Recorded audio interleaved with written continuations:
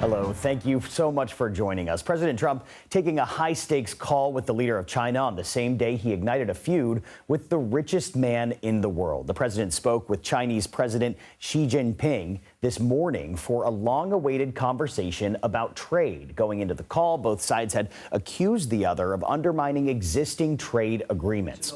President Trump was asked about the call while meeting with the German chancellor in the Oval Office. We had a very good conversation with President Xi a little while ago. I think we're in very good shape with China and the trade deal. We have a deal with China, as you know, but we were straightening out some of the points.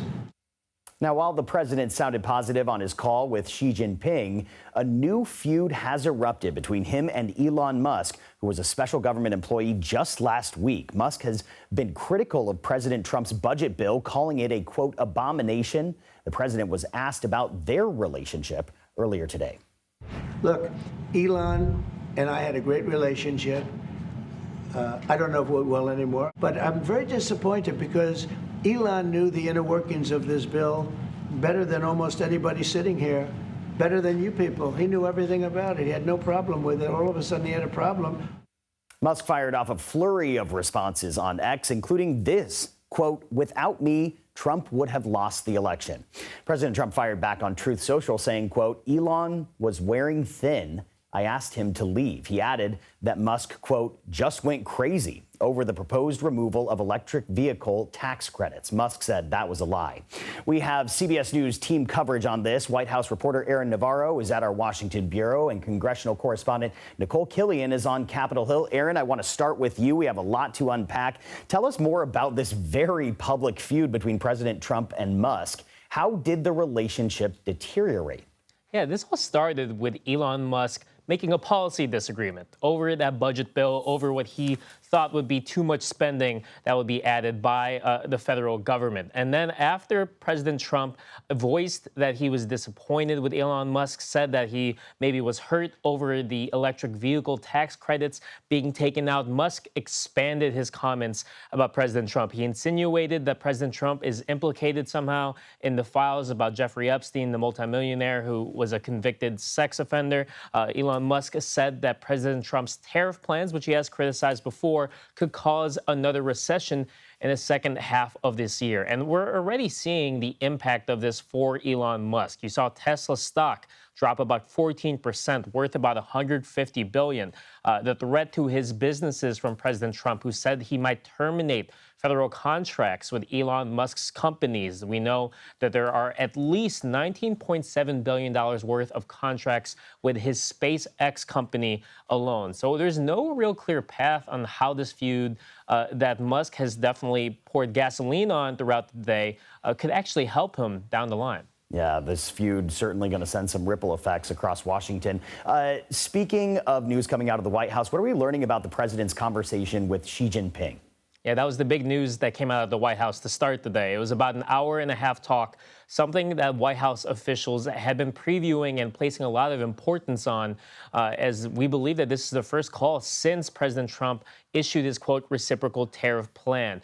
And according to the president's readout of this, it seems that rare earth minerals, which are used to build many electronics, including smartphones, are going to be the main topic in future talks between the two countries. He also indicated that the two countries would continue talks again, meeting in person at a to-be-determined date. If you remember, a couple weeks ago, U.S. and Chinese officials met in Geneva to concoct a sort of a baseline agreement.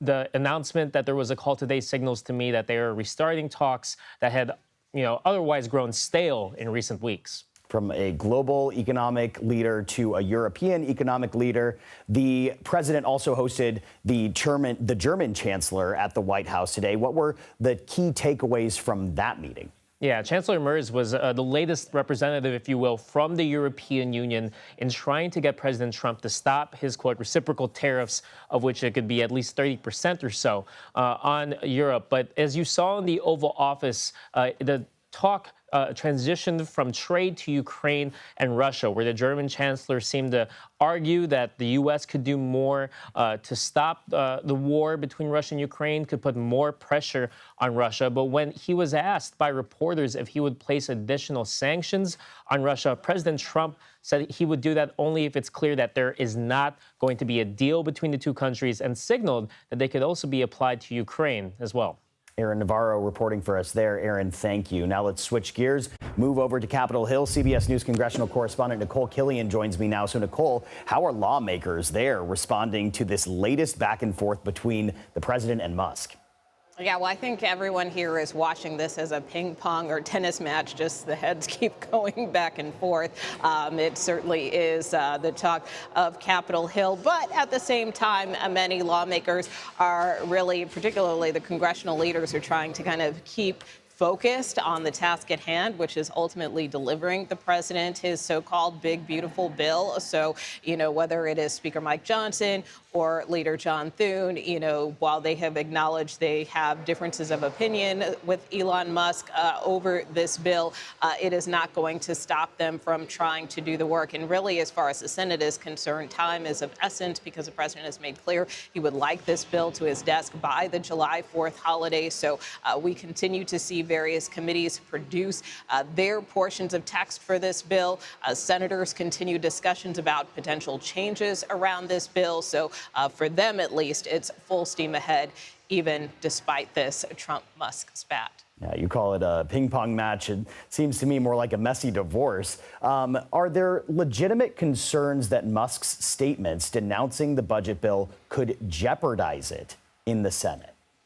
Well, look, I mean, we've kind of been engaged in this social media back and forth for the better part of 2 or 3 days now. And, even in talking to a lot of conservative Republicans, they have made clear that, yes, they take Elon Musk's point with respect to spending. And many of them agree and share that viewpoint, which is why this bill already makes a lot of deep spending cuts, at least the House version up to $1.5 trillion. And there's talk here in the Senate of looking for other potential savings to make that go further. But that being said, look, again, as far as the House and Senate, they really are focused on trying to move this bill forward.